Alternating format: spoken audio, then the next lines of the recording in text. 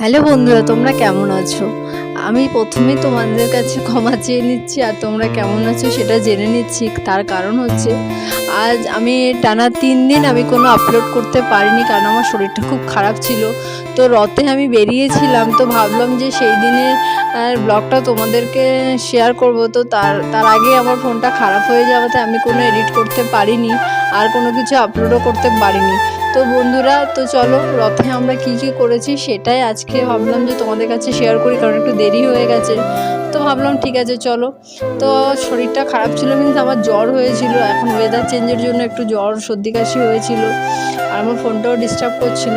তো যাই হোক, এত কথাতে যাবো না, চলো আমরা আমাদের যেখানে আমরা যাচ্ছি সেটাই তোমাদের কাছে দেখাবো। তো আমরা সবাই মিলে একটুখানি লেবু খেয়ে সবাই মিলে বেরিয়ে পড়লাম, মানে রেডি হয়ে বেরিয়ে যাচ্ছি। আমরা একটুখানি রথ দেখতে যাব। আর রথে তো স্পেশাল হচ্ছে গাছ, তোমরা তো জানো সবাই গাছ ফুল অনেকেই অনেক কিছু অনেক রকমভাবে কেনেন। তো ওখানটায় মেলা হয়েছিল, আমরা যেখানে গেছিলাম। তো সেখানে গিয়ে আমরা একটু কয়েকটা গাছ কিনে নিচ্ছিলাম, আর সাথে একটুখানি মেলাটা একটু ঘুরে নিচ্ছিলাম। তো বন্ধুরা, সবাই মিলে বেরোনোর মজাটাও আলাদা। আর রথে তো জানো গরম গরম জিলাপি, তো মানে এটা তো সবার প্রথমেই থাকে না, পাঁপড় ভাজা গরম গরম জিলাপি। তো বন্ধুরা, গরম গরম জিলাপি একটু নিয়ে নিলাম আর একটু খেয়েও নিলাম। এই হচ্ছে আমার আজকের ব্লগ। আশা করি তোমাদের ভালো লাগবে। ভালো লাগলে একটা লাইক কমেন্ট আর সাবস্ক্রাইব করে রেখো, আর আমার নতুন নতুন ব্লগ তোমরা দেখতে থাকো। চলো টাটা, এই পর্যন্ত।